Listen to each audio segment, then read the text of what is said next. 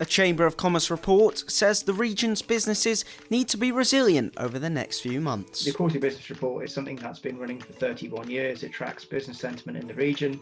And this quarter, it's interesting to see that domestic demand remains very sluggish.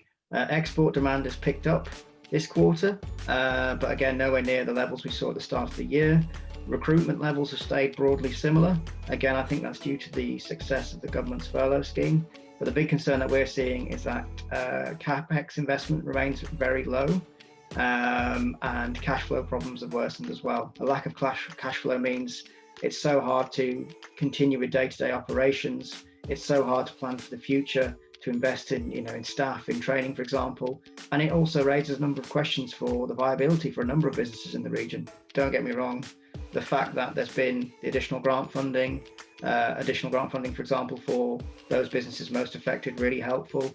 It would be great if we could alleviate some of the cash pressures that firms are facing right now. So, for example, extending the business rate relief for those worst affected organisations, perhaps extending it into different sectors that need a lot of support as well.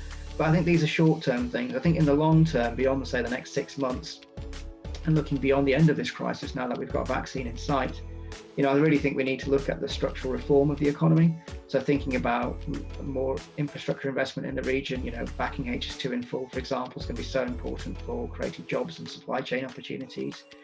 Thinking about looking at, obviously, trade deals with the European Union. I know, obviously, Boris Johnson's in Brussels today. That's something that we need some clarity on ASAP.